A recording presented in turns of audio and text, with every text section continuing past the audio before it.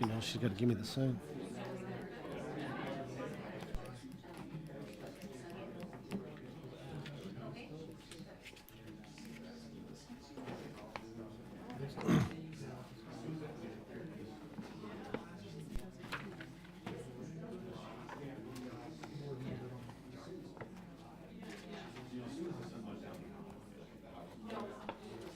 It's always nice when we have a crowd.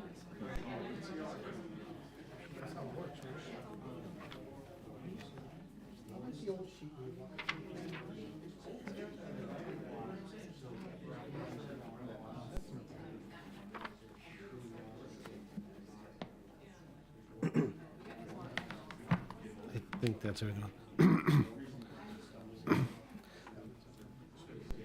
We're good. Okay, we're ready to get started again. Ready, Bridget? Okay, the hour being 7:04 PM on Monday, January 9th, 2023, I'd like to call to order the Village of Brookfield Committee of the Whole meeting. Bridget, can we have a roll call for the committee meeting, please? Trustee Ketchum. Here. Trustee Cote. Here. Trustee Hendricks. Here. Trustee Conroy. Here. Trustee Leclerc. Here. Trustee Kaluzny. Here. And President Garvey. Here. Thank you, Bridget. The first item we have up is a discussion of a recommended annual food truck registration process, related registration form, and proposed updates to Chapter 14, Business Licensing and Regulation, and Appendix A of the Village Code. This is all related to food trucks. This is a topic that's come up a little bit more frequently in the past year, and staff is bringing forward some recommendations about the current process or lack of process we have and recommended steps. So I'll turn it over to Kate. Thank you, President Garvey and honorable trustees. As to start with, the Planning and Zoning Commission back in July and then again in August had robust discussion about what is now on record as a temporary use and event permit. There was a dialogue about including food truck operations under that permit process, but that was determined to not be appropriate, and so we exempted food trucks from that process unless they're in the public right-of-way. So as my report details, the process that's being proposed today does not fall under zoning. That is to say that an annual registration would not put terms or conditions on where a food truck could operate in the village. It's akin to the business license, and it would be an annual registration process to verify that a food truck had gone through the Cook County Health Department and their protocols, and also that they carried the appropriate licensing to operate in the village. This would allow food trucks to operate in legal locations without any further process or registration or notification to the village. The form was attached. I guess I'm not even going through my slides here. So it's not under zoning. That's why it's before you today. And the only instance where there would be the necessity for a temporary use and event permit would be if they are in obstructing the public right-of-way, for example, not parked in a legal parking place. The police could approach that food truck, ask to see their registration, and if they do not have it, they would be advised to do so. There's not any sort of penalty program in place here. This is a baseline to vet the operations of these trucks in the village, and also just a basic level of accountability. The participants in our public comment times during the Planning and Zoning Commission brought forth these ideas more or less. It has been, so there's the form, not easy to read on a projector, and here are the proposed language to be added to the business licensing section of the code. So this is here for you today for comment. There has been a comment raised that for village events, the for food trucks that participate in village events, the annual fee would be waived if they were participating in one event. So that would need to be represented in the code somewhere and worked on with the attorney. What questions can I answer for you? Thank you, Kate. Do board members have questions or comments about the process? I have is this for food trucks that are based in Brookfield that want to continue working in Brookfield and go out from here? Are you saying if you have a party and you call a food truck from Chicago or anywhere in the vicinity, they have to go through this process before they can come to your event and serve food? They would need to they would need to be registered here to operate in the village. That is what is being proposed. Is this typical? Is this something that's common in other municipalities? There is a range of regulatory frameworks in different communities. I did jot down some basic regulations that are in place that are near neighbors. Lyons has a $250 annual solicitation permit. Elmhurst has a $75 operator and $25 license fee, which adds up to $100. And they have very specific regulations in terms of where the locations are. You can't stop more than 30 minutes. Some communities are more detailed that way. North Riverside has a retail food dealer fee annually of $300. Riverside, $100 per year. LaGrange Park is annually $50, but they fine $75 to $100 per day if you don't have it. And LaGrange issues $25 per permit, a temporary food license. So they do require you to complete this process every time. And also, I should have looked it up because I worked there once, but Northfield, Illinois, did the per instance type of registration. So that is all to say that there's a range, but also locally based food trucks here in the village expressed that they're accustomed to registering in communities, and it's not uncommon. And did this say that if the food truck is on private property, that this registration would not be required? So we would be asking food trucks to be registered as a vendor with the village, but they would not be required any additional, the village would not be in the business of what private events they were at or when. Okay.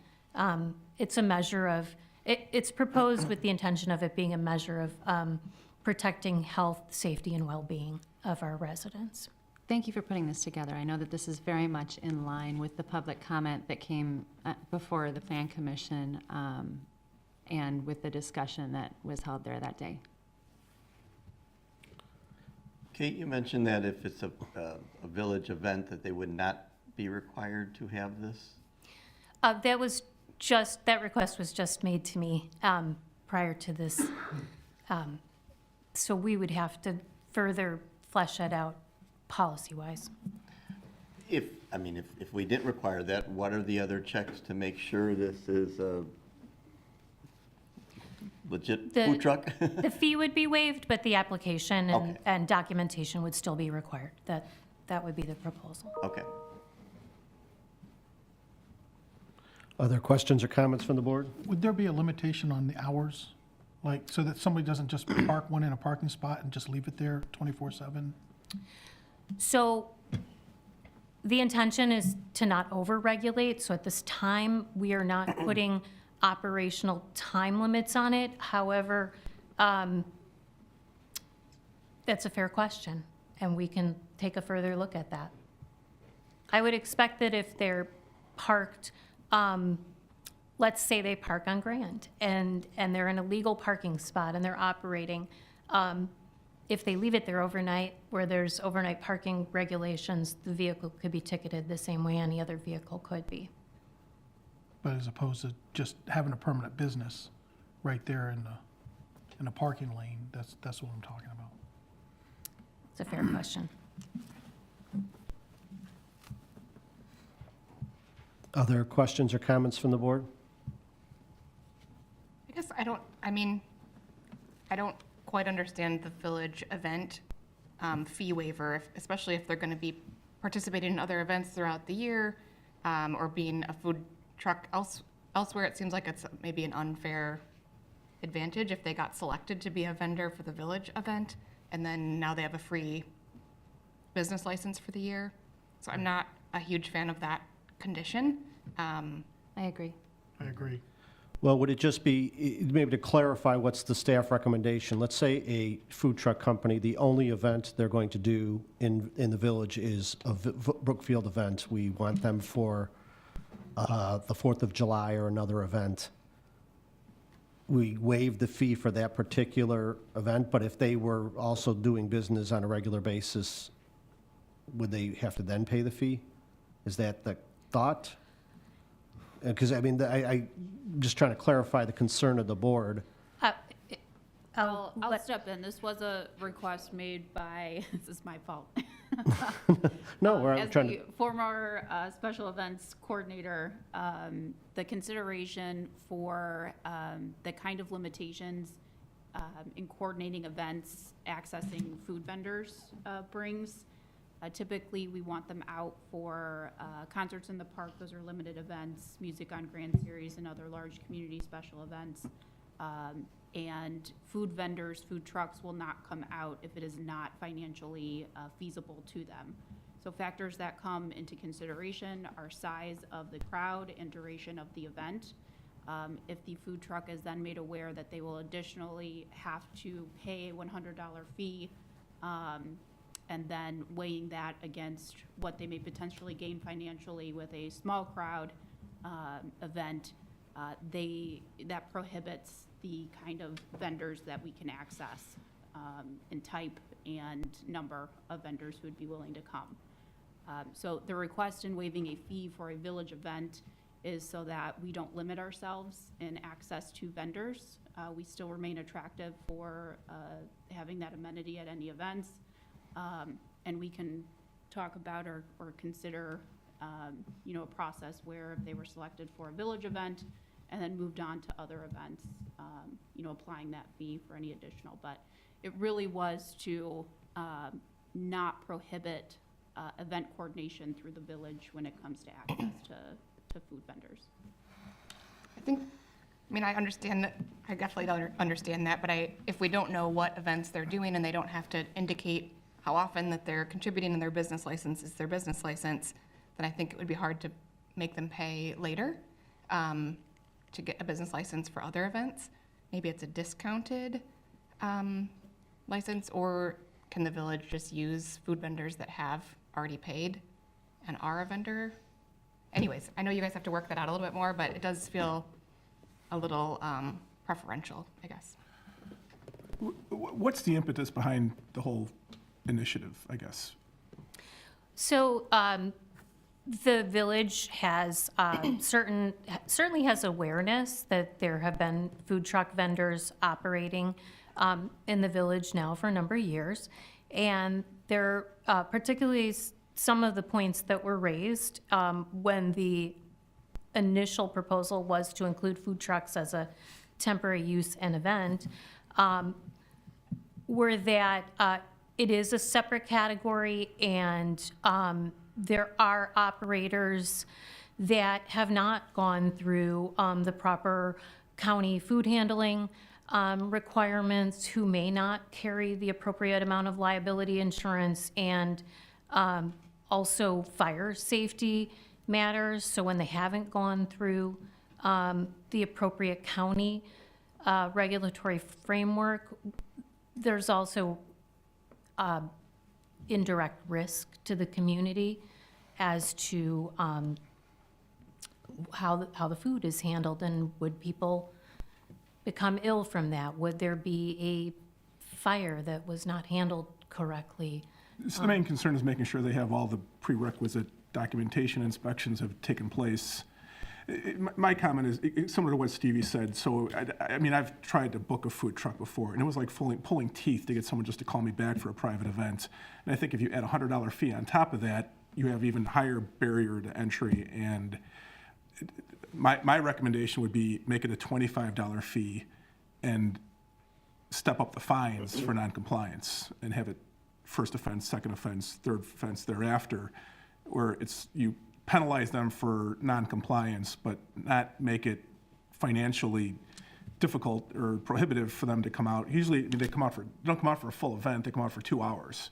So, just when people are eating during mealtime, or maybe 3 hours, and that's $50 an hour for them just for the application, it's going to be more difficult to. That would just be, if the goal is to make sure that they're in compliance and they have their paperwork in order, that I'd make it a smaller upfront fee and heavier on the fine side if they just show up without having done that. Maybe $100 fee for noncompliance the first time, and then thereafter maybe it gets. I appreciate the feedback. I think from an enforcement standpoint, food trucks are often operating when code enforcement staff are not working. So we could communicate with the police department on the responsibility for enforcement. I think that we'd want to consider what's realistic. And the $25 fee might make it easier to pull in for community events as well. I do agree with Trustee Kaluzny as well that there should be a preferential treatment. It makes things weird that way. Just make it the same for everybody regardless. And $25, I think, is a sound amount. I always remind people what there's, but behind these, when we create a new process and licensing fee, there is staff time involved in creating and doing it. I was just thinking with the requirement, Stevie's point about why we would not maybe want to require a food vendor who's just working a village event that we're trying to get them at, that they shouldn't maybe have to pay the $100 for that event. But if they're working another event, other events, we're talking a yearly fee. It's not for each event that you do within the village of Brookfield. So maybe the possibility is just to say that one of these licenses isn't required for a village event, but every other event it is required. So if you have a business, if you have a food truck who's doing, just coming in to do the village of Brookfield event that we're trying to attract people to, we don't require the license here, knowing that staff's only going to get a food truck company that meets all the other requirements because they're doing their diligence and arranging them and getting them in, whereas the other events, and we've seen them parked in business parking lots and some events and advertised and things like this. I think there is, a need we make our restaurants go through inspections and insurance requirements and things. I think there is a need to do some of this. I just want to make sure staff time is covered, and I understand the board's trying to, $100 for the year to do unlimited events in the village is not $100 for each individual event. So, and if the industry standard is to require these in other towns and they're paying it in other towns, and again, the types of times we might have these to ask the police to step up the enforcement on these and start checking and pulling over food trucks and checking for licenses. I don't know that we want to just rely on if we think it's a good idea, I think we should charge the appropriate cost and not rely on fines to make up the appropriate costs, because the staff's going to have to do the work whether there's fines or not, is my thought. Well, I understand. I still disagree that we would give preferential treatment to somebody that's doing a village event. We could make the fine, put the fee, we average out that when we have work done, whether it be permit fees for other items, we always been throwing around $50, right? That's the time and the effort that staff would have to put into. So if you're talking about getting a payback, then a $50 fee, and that's still doable. So if you're doing a personal or a private affair, then you could actually front that $50 fee for the business to come out and not the $100. But I still think that we should charge it and not waive it at that point, because then it does come weird as preferential treatment at that point, even though I think it should be charged to everybody. And I'm good with either 25 or 50. 100 is a bit steep. I could see that being a limitation on bringing people to events for the village. But if you're doing it at 25 or 50, I could see them still taking that fee and saying, I can do that. I'll come out there and I'll make X amount of money. And then they'll make a business decision at that point. Okay, how does the rest, I'm trying to trying to find a consensus on what the fees should be, and should village-sponsored village events be exempt, or how we should deal with those. I think Stevie and I have talked about this before with the concerts in the park and how it'd be nice to have the food vendors out there, and it is very challenging to get food vendors out there for that. However, these food trucks are businesses too, and they are in competition with our brick and mortar stores as well. And whether you charge or not, certainly we need to monitor, make sure that they have the proper, Cook County, the health clearances and all that, so we're spending more time on that. It would seem like it's probably the easiest if we charge, maybe if we bring in someone from out of town, if we can't get one of our licensed food truck vendors to work the event, if we bring someone in from out of town, maybe we cover the cost of that in that particular case. So we put it towards that, but I mean, if we're still gonna be spending the time monitoring that they have the proper insurance and everything, I think you have to charge for it. But maybe we chalk it up to our concerts cost us $100 more for bringing an out-of-town food vendor. I think one of the things that the gentleman he runs the Chicago Donut food truck, if I remember correctly. He was our public commenter at the Plan Commission meeting. One of the things that he said was that $100 is a lot of donuts. So I think I would agree with a compromise that would be a $50 license for everybody without exemptions. I think your idea of maybe covering that cost for village events, certain village events, would be something to think about. And it doesn't necessarily have to be written into the code. Anybody else? I agree, and one step further might be cool and is a little unrelated, but hopefully is okay to say. That it'd be great to know then who has the business license. Yes. And so if people wanted to book those food trucks and have them at more events, that there was a place that was listed, whether that's through the Economic Development Commission or the Enjoy Brookfield site, like the other businesses are listed. So residents could be aware who's already paid their $50 for Right. the year, and it wouldn't be an added cost to their event or anything like that? I mean, I Yeah. guess that's something staff could look into. What ice cream trucks fall into this? That's a great question, and I do believe we have that codified. I apologize, but I can certainly provide that information at the next time we discuss that. So, I mean, I'm still trying to read a consensus from the board. I mean, is everyone in favor of at least some process to do this, that we need to regulate them in some way? And we're kind of talking about the fee structure. Yes. Yes. Is the $50 annual fee kind of the consensus at this point?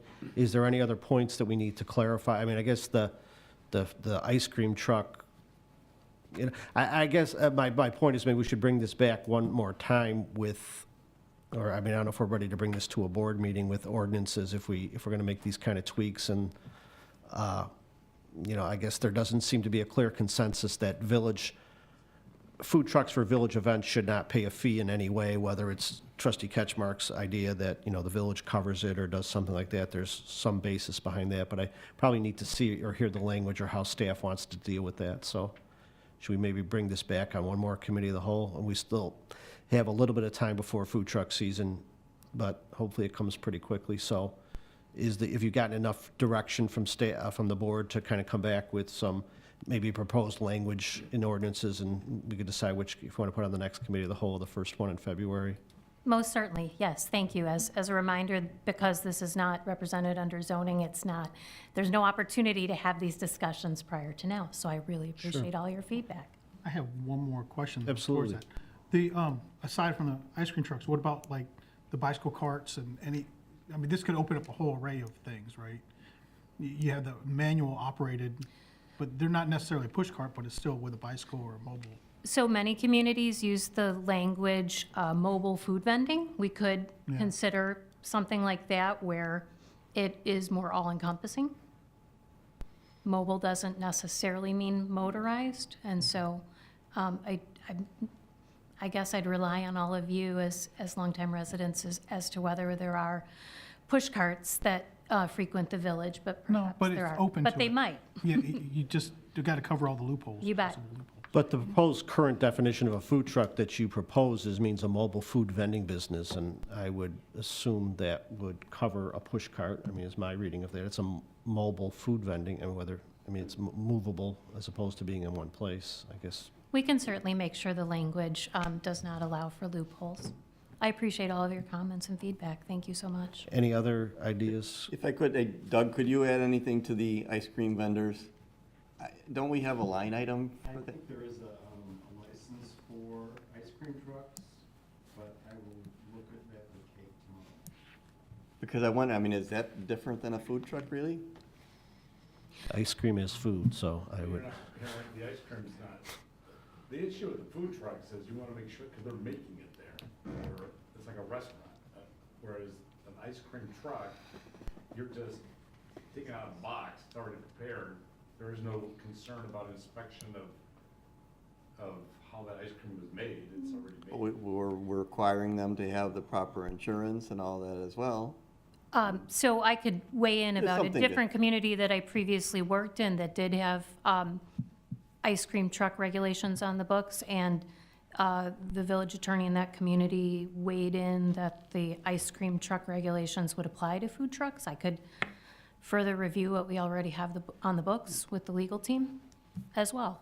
So be happy to come back with a updated staff report at the next meeting for further discussion. I could see how they could be treated the same, just because, I mean, I don't know the test should be whether they're selling prepackaged or food made somewhere else, because if you have a food truck that's making food off-site and then driving around selling the truck, we still want to make sure the food, the temperature standards and food preparation and handling and everything else is in place. Same way, with the ice cream. I think one of the things we should keep in mind too, that these are businesses, and we do have brick and mortar businesses that sell ice cream, and they sell food, and they sell donuts, so they are in competition with those brick and mortar. So in fairness to our brick and mortar stores, we should be monitoring, food trucks or ice cream vendors or whatever that way.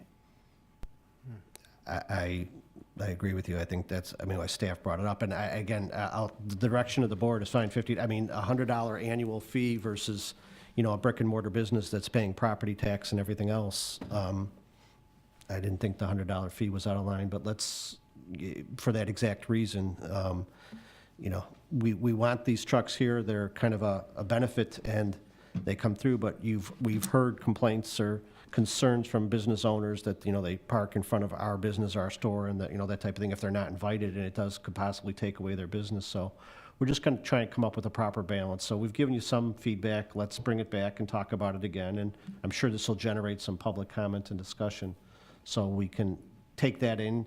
As always, we've looked at what other towns do, and we realize that anything we do we can be changed down the road if we feel it's not appropriate or needs tweaking. So it's just a good start to the conversation. All right, Kate, thank you for all the work. Thank you to the Planning and Zoning Commission for their work on this. Okay, the next item up for discussion is a request for board support for the Intelligentsia Cup Bike Race event, July 26, 2023, with the commitment of municipal resources with Cycle Brookfield as the primary sponsor. Tim, you want to kind of summarize where we're at? Yeah, real quick, the last committee of the whole, you heard a discussion both from staff, and Chris Valadez from Cycle Brookfield is here, and the request was to allow Cycle Brookfield to be the applicant for a road race, or a bike roadway race in Brookfield on July 26th. This would require the closure of several city streets, village streets, including downtown, and the board had provided direction that I think, to quote you from the last committee of the whole, there was general consensus of support for such a race, but you wanted to seek some public input. We did that. Last Tuesday, I hosted a meeting in here. We sent 240 notices out to every property owner on the proposed race route, inviting them to come and express their either pleasure or displeasure of the race, of having the streets shut down. We held that meeting. There were two, who both are here today, or actually three, Trustee Hendricks and two members of the public. attended in person. We had 2 people attend via Zoom and attend the meeting and provide input. All of the people that were at the meeting basically supported the concept. We also, as was included in your committee packet, we had received several online and emailed our statements, and virtually all of the statements that were received either via social media post or via email were in support of the raise. Therefore, I feel like we've done what we could in the last month or so to receive public input on this proposal. In your packet is the staff, our best summary of what we think would be in terms of expense to the village, both in terms of public works and in police time. To host work, there will be impacts, as we've talked about, both positive and negative for the business community. I think that's been properly aired. So staff is here, and Chris Valadez is here as well to answer any other questions or comments. Really, what we're trying to accomplish tonight is you would not be approving the race tonight, you would not be approving the route tonight. What Chris needs to do is we need either yes, thumbs up or thumbs down from the board on the concept, so he can go back to the intelligentsia people and just say, yes, we're good to go on July 26th, or no, we're not. If the answer is yes by the board, then staff will work with Cycle Brookfield. I think it'll be one of our first temporary event permit requests that would have to come through, and we'd process that through. Maybe some food trucks too. And so after the last meeting, obviously, we discussed this at a previous meeting, and then staff, and I met with staff, and I know the department heads did a lot of further due diligence on this, and we talked about the proposed routes, and there was 2 proposed routes at the time, and kind of talked about that. Trustee Conroy had raised a concern about the closing the Prairie crossing completely for the day. We talked to Chief weighed in on that. We talked about that. It's kind of, I guess the map in the packet is a little unclear. Can we talk a little bit about the proposed solution or route as it relates to the Prairie Avenue crossing? Sure. There's still conversations about that, and the police chief and I have arm wrestled over this. I am in favor of keeping the Prairie Avenue, both north and south, open, obviously including a detour. We don't have a slide of this, do we? Keeping a detour kind of similar to when we're familiar with these detours, when the bridge was closed, using Washington to Arden to Brookfield Avenue for both northbound and southbound traffic. As long as the police chief would be comfortable working with Cycle Brookfield, that we have enough barricades and enough police presence in place to properly direct traffic through the crossing, then if you're going northbound, immediately make the west-hand turn on Brookfield Avenue and then doing the opposite, coming back the other way. I think we could probably accommodate that and keep it open and keep it safe. Chris has said that he would be cooperative and work with the village and do whatever we need to do to make that those movements safe and available. And I know Cycle Brookfield has worked very well with us throughout this whole thing. I mean, it was something that Trustee Conroy brought up. I remember we met and we talked about this, and the possibility of with the turn in the race as it approaches Prairie to Grand, making the turn onto Grand, that's a kind of a sharp turn in the race there, and about the ability to not have spectators along that particular turn in order to keep the public safe if we were going to keep the Prairie Avenue crossing open. Is that still the conversation? Yes. Okay. Chief, is there anything, Tim kind of summarized what you said. Is there anything you want to add? Tim's telling you no, but I'm telling you it's okay The to. answer is no. Just joking, Mike. Come on up if you'd like to. Because I know this was a concern, the board, and I was kind of involved in some of the conversations on it. Are we arm wrestling here? Or? No, not in front of the board anymore. No, I agree with what Tim has shared it with all of you. That is certainly what we're going to be trying to do. Ultimately, it'll be discussions and meetings with Chris, Cycle Brookfield, and the Intelligentsia core group, just to figure out where the dimensions of, or the parameters of this race will be ending. So once we learn that, I think we can say with, a stronger confidence. But certainly I understand and hear the concerns of the board, and what we're trying to accomplish. I'm also cautiously optimistic that we should be able to make something work. In terms of keeping Prairie Crossing open both north and southbound during that day? Because, I mean, the board's concern, as Trustee Conroy brought up, was that if Prairie is completely closed for the entire day, the burden it puts on Maple and the other traffic, whereas with all the advance notice we're going to give it and everything else, there's still some relief there if you can, travel, westbound Brookfield Avenue and cross at Prairie if you come up Forest or do something like that, or Arden or over our new bridge on Brookfield Avenue. Or as you're coming northbound, if you wanted to go towards the Hollywood section, you could turn east on Brookfield Avenue, go over our new bridge and go into Hollywood and stuff like that. I mean, I think that was Trustee Conroy's, point that we brought up. And I'm fine with that to be determined as long as it's clear, what the board's preference is. And I'm fine working with Cycle Brookfield and the Intelligentsia Cup people. But I mean, our priority in terms of that, working through the rest of the details of the race and the route. I mean, I know the route's important, but the number one concern for that is that kind of like our desire to have that happen. And if there's some reason it can't happen, we're going to want to know why it can't happen. And it's not just, and I don't want to say not just, I was informed of the key spots in the race and everything else like this. And I know that it would require that maybe spectators not be right on that curve right there, which might not be ideal for Cycle Brookfield or the Intelligentsia Cup people, but we're trying to find the right balance here in terms of that, so. President Garvey, Yes. I might say, I don't want to contradict you, but I No, might please. say that if there's really any question of the safety of that crossing, I would be a lot more comfortable with closing it. That it is a tight curve, and it's already a challenging intersection, so I would want to be very, very confident that we can do it safely if we're leaving that open.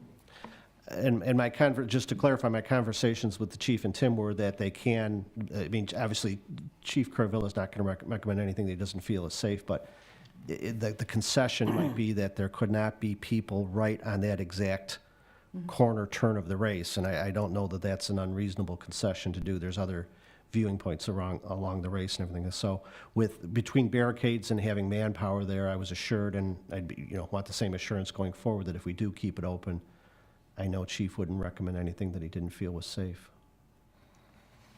Great. When we began discussion on this a couple of weeks ago, Brookfield was one of the options being considered. I think Burr Ridge was the other option. Has there been anything further on that? I mean, when would the decision be made that Chris, why don't you come out, if you, please, I'm it sorry, is please. Brookfield or isn't Brookfield? Are we still in the running, Chris, I guess? Yes, is good evening, yes. We are still in the running. We have to figure out, of course, there's a timeline to it. Intelligentsia Cup does need to know sooner than later when we would come forward, if Brookfield is so chosen to move forward. Burr Ridge is still in contention, Brookfield's still in contention, so I can't say with confidence Is that we. any time frame on that, though? If there is if Burr Ridge comes tomorrow and says, here's the fee, here's an agreement, I can, as a business, Intelligentsia would have to take probably who comes forward first. Just to be Well, and I believe, I mean, in all fairness, I believe we did indicate that we would give some kind of decision and direction tonight, knowing that we don't have to take a formal action other than giving, the direction to staff that, yes, the board supports this event, and with the parameters that the somewhat limited parameters that we're putting on it, we either support this or we don't. In fairness to Cycle Brookfield, we got to keep them in contention here, so I would think, we have everyone here tonight to try and answer any remaining questions, so let's take as much time as we need. We've heard about the public input, the public concerns. There was a newspaper story on this that generated a great deal of social media content, and I believe the vast majority of that was positive. There are concerns that residents have and will have, but I'm fully confident staff and Cycle Brookfield's and the Intelligentsia Cup, who's run these events before, to deal with those in an appropriate manner. It's just, we're not going to sort out all the details tonight. We're just trying to determine if this is something the Village of Brookfield wants to commit the resources to that are listed in the board packet.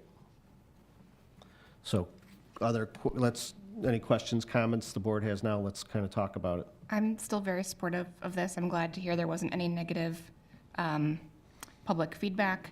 It's not a deal breaker for me to have Prairie closed for that whole day. It's one day on a Wednesday. There's been lots of routes that have been closed for a very long time in Brookfield, so I think that that if it helps with safety and it makes people be able to turn, and that's an issue for Intelligentsia Cup, I'm fine with that being closed for the day if it needed to be. I think there's plenty of advance notice we could give people. I do feel like when you come up over that hill and you're expecting to go away and then you already have your momentum going, right?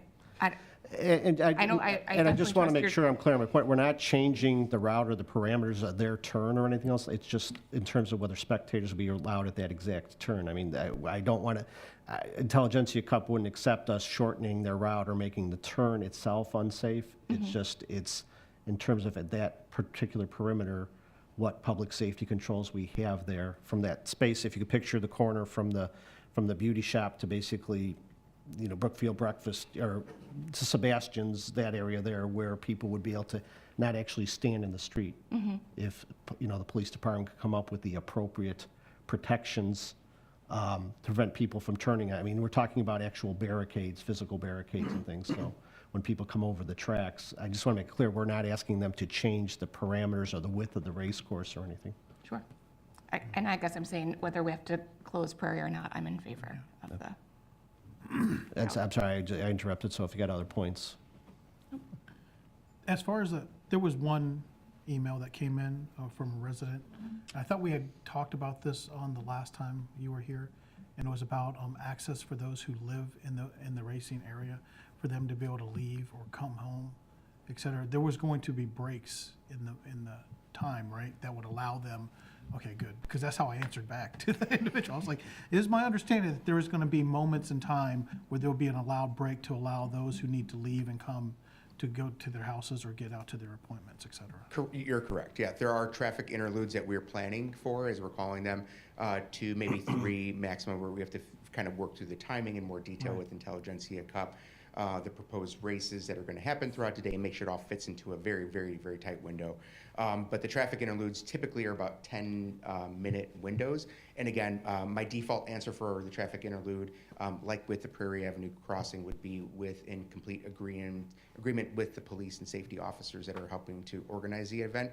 That it does it is 10 minutes an allowable time. We have to close down the course, make sure that residents that are literally going to be driving on the course at the time also exit the course at the time for the race start. So we have to make sure all the ancillary traffic that is happening during that 10-minute window, that's, police is also being taxed maybe to do that job of clear the course, make sure the course is cleared and then close and barricade it down from that as well. So it does add a complexity, but one that I think is a fair concession for the race to allow residents to freely access their home, at least not freely, but access their home during, and businesses really even during small windows of time. And that concern that people are talking, to clarify, there was not a complete lack of negative comments. Someone expressed concern and suggested we not do the race or do it there because their inability to get to a car, they might have a medical appointment or something that day and their car might be several blocks away and they can't get to their car.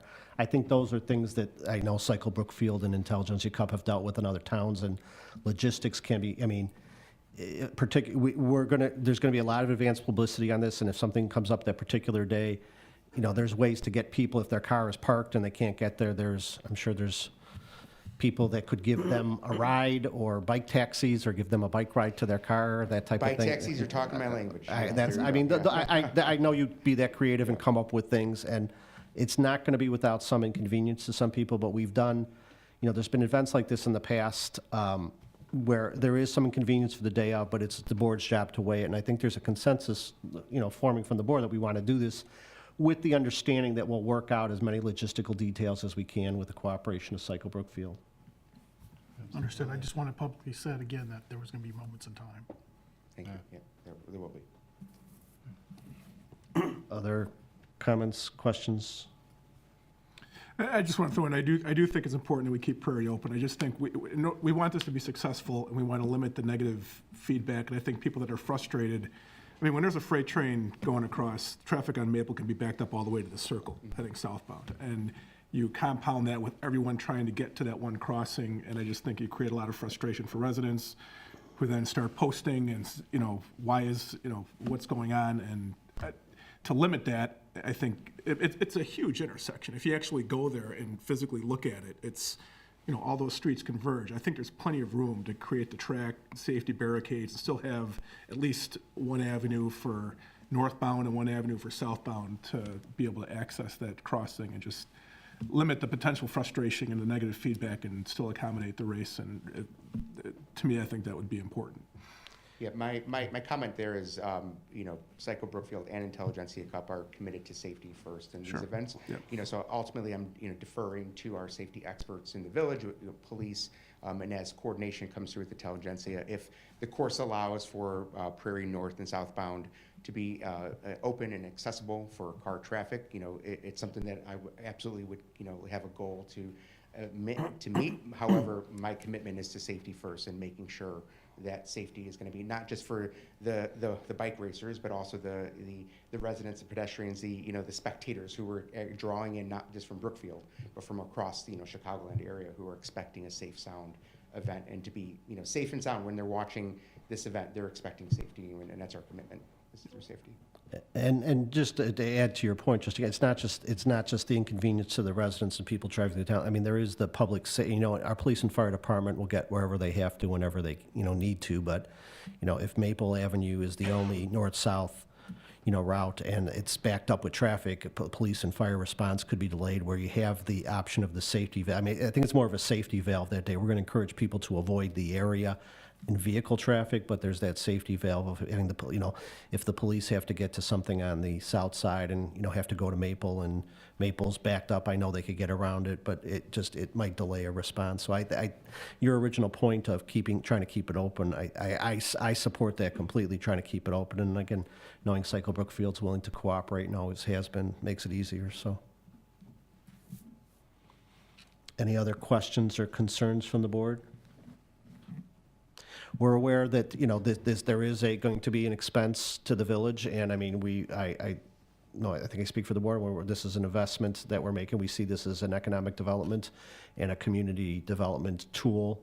We will expose people to our town, see very important parts of our town, our business district and everything else. So we will be, having some out-of-pocket expenses. Staff gave us their best estimate as to what it might be. That in terms of will we be able to walk audits and say the village made X amount of dollars? No, we're not going to be able to do that. I mean, but we know their businesses will have a good day and sales tax and the amount of promotion that we get. We're always looking to promote our town, and with all the improvements we've made in these areas, it will be, people from outside of Brookfield will be coming in to see it. It's similar to our concerts on Grand Boulevard. Other people besides our Brookfield residents come in, so. I think you've all tried to weigh the inconvenience versus the cost and the possible promotion benefits. So I'm looking for, is there a consensus so Chris can go back to Intelligentsia Cup and say Brookfield is on board, the Village of Brookfield board is on board with this? Absolutely. Yes. Okay.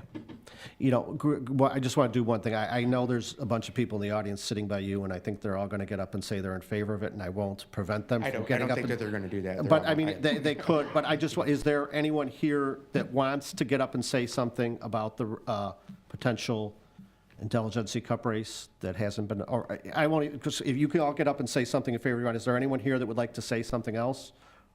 I was going to speak to it and speak in favor of it, and If you could just come up to the microphone just so people could hear. And again, I'm not discouraging anyone from coming up and saying a favor, but I think you can read tea leaves. If we could just have your name. yeah, so my name is Phyllis Castle, live at 3329 Oak. So I'm definitely in favor of the Intelligentsia Cup. I've ridden in it when it was in Downers Grove. I've watched it in Elk Grove and Elmhurst and a variety of towns. I've participated in triathlons all over Chicago and different towns. I think the Intelligentsia Cup, they run a good event compared to some other events like that. So they're a good organization. They lay out a good plan, so a good partner for this, definitely. And yeah, let's do it. Support it. Thank Yeah. you. Thank you for coming Thanks. out. And I'll just note for the record, there's at least seven people in the back of the audience that are nodding their heads saying they support this. And I think most of them rode their bikes here probably. No. Okay. So I think you've got, Chris, you got a clear consensus. Tell Burbridge to Tell Baruch to back off, that's right, yeah, okay. Want to finish that statement, President? Tell Burridge, nice try. Sounds good. Well, thank you very much. I appreciate all the board effort and time, and especially staff time. They've been really helpful throughout this, and I look forward to collaborating further and giving updates as July 26th comes forward, and we'll put our official vote in with Intelligentsia Cup and move forward. And Let us know if there's anything else you need. absolutely. Thank you for your Thank support. you so Thanks, much for all everyone. your time. Okay, the last item we have for discussion is an agreement with the Hinsdale Humane Society for the transfer of care of stray animals. Chief, you want to, we have, obviously, as always, we have a very good memo summarizing how this came before the board, but for the public, you want to just provide a summary of what you're recommending and why? Sure. So thank you for just a few minutes here to quickly go over this. As you know, animal-related calls and service is part of the department's responsibilities, particularly with at-large or stray animals. Officers are required to take custody of these animals and bring them back to the police department for temporary holding. Our every intention is to reunite these lost animals with their owners. We, always by procedure check them for the chips. If they're wearing a collar with their tags, we'll call. We'll do everything we can to try to reunite them. Unfortunately, and often in the case when we have to take them to a shelter, it's due to some type of a neglect from a dog or cat owner. There's even been animals outside of cats and dogs, and those are extremely difficult to deal with. So in those instances, we have had to find shelters, or we've had established relationship with shelters to bring those animals. Unfortunately, over the years, a lot of those relationships have, and not on our part, but I just think that many of the shelters we've talked to, when they've had these type of relationships with municipalities, they've decided to, end those relationships over time, I think just due to the unsustainable costs and demands. So, which leads us to the Hinsdale Humane Society. They are a nonprofit animal shelter providing innovative care and adoption services for all animals, including those that are harder to place. Frankly, as we've gone through some of the tougher placements here, and just the, losing of the other shelters, this is the one that has been able to provide us the service. This is one of the last games in town that will provide us this service. And they've been a really great relationship so far, both in accepting animals as well as even providing service to the police department, the officers, and actually village staff. They'll even bring some of their rescue animals here to interact with staff just to provide that extra comfort and whatnot. As of November of this last year, we started our relationship with the Hinsdale Humane Society at the end of 2021, and then as of November of this year, we've had at least 15 animal drop-offs. These animal drop-offs average about 7 days a week, and in just those costs alone, they told us that it amounts to about $5,000 in costs. So ultimately, what I'm here to just bring to the board is, being that this is our singular option right now, is just your support and hopefully for approval to sign an agreement. This is the first time that they've asked for an agreement to be signed. They are doing this with all their municipalities, including some that are around us here, and they're also assessing the same fee per month for all the communities. What they plan to do is 180 days after the agreements are signed is to reevaluate what type of utilization each of our communities are using. And so for Brookfield, they'll then evaluate how many we've used, and if they need to increase or decrease the cost at that point, that's ultimately what they will bring back to us. So any proposed fee increase after 180 days would, the memo talks about that they would reassess and lower or raise the price accordingly, but we would obviously have some input. It says by agreement of the parties, so we would be informed of a proposed rate increase, and if it was something that was out of line or something we couldn't continue to sustain, we wouldn't be locked into a new fee, correct? Certainly, yeah, that was something they would have to essentially renegotiate. The language in the contract talks about the village and HHS will mutually agree on any changes in the reporting well, that was the report, sorry, but the language about the 180 days that shall pay a monthly fee computed based on historical number of animals brought, which shall be due, and then 180 days later, the village will review the village's utilization to determine if a current pricing structure is appropriate and modify Section 7 if deemed necessary by both parties. So we do have some say in terms of, I just don't want to get locked into, we're signing a $500 a month contract, and after 6 months, they say it's, $1,000 or $2,000 a month or something. Yes. You'd have to come back to us for further direction, so. That's correct. Questions or comments from the board? Chief, is there no support from the county on this? You're laughing, that's not a good sign. Very limited. It is incredibly difficult. It ultimately has to be a situation where you've got almost a vicious animal or an animal that's outside of your normal cats and dogs and even in those instances, you have a very delayed response to which the officer probably going to have to intervene in some capacity, which potentially could be dangerous too for them and the public. Okay. And Hinsdale is a no-kill shelter? Is that, That's correct. okay. Questions, comments from the board? That's great. All right, so Thanks for finding a match.